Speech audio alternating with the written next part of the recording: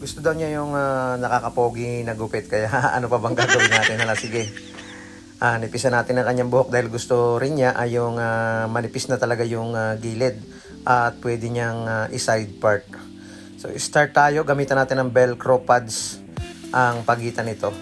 Kapag ang buhok ay kaya-kaya ng velcro pads, yun na lang ang gamitin natin kahit hindi na natin ito ipitan. Gamit tayo ng number 2 na clipper guard sa gilid nito, tapos alalayan natin ng suklay sa gitnang bahagi para maputol na rin at maitulak na rin yung mga mahabang buhok dito sa may parteng ibabaw.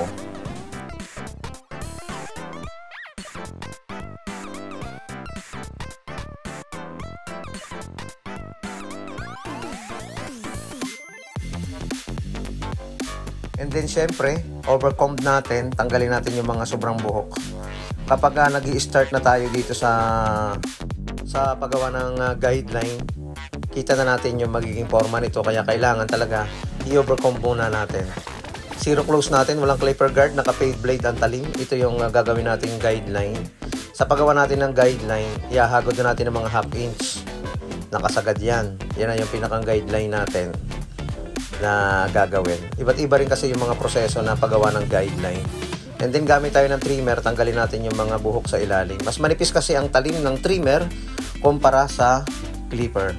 Kaya mas effective ito kahit hindi na natin siya ahitan sa parteng ilalim nito.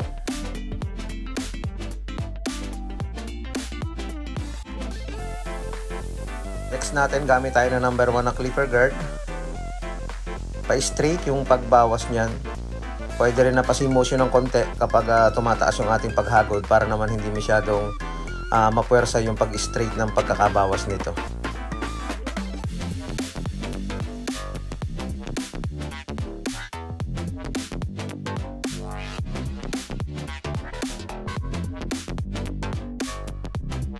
Next natin, 0.5 na clipper guard.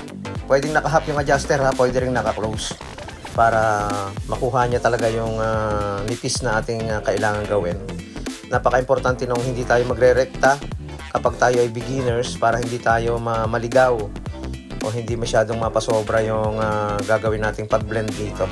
Kasi kapag napasobra yan, yung transition yan masyadong tataas at mapapasobra yung nipis ng gupit na ating gagawin. Ang resulta, baka maging chato na yan kapag napasobra yung ating pagkakabawas dito. And then tanggalin natin yung clipper guard, zero close. Pwede rin natin i-half yan, laruin natin yung adjuster. Kapag nakikita natin na hindi naman kailangan isagad yung talim, itaas natin.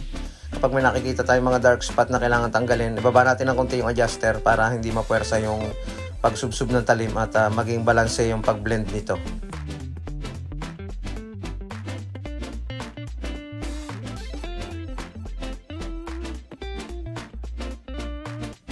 And then nilagyan ko ng konting pulbos yung mga dulo ng kanyang buhok.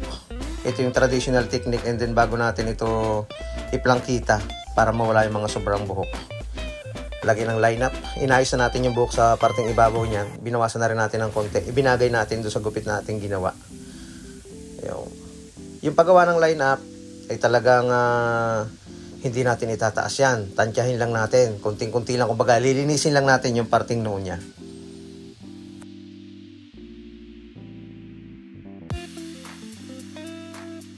I-retouch natin yung forma ng kanyang buhok. Ayun, binata na si Utoy.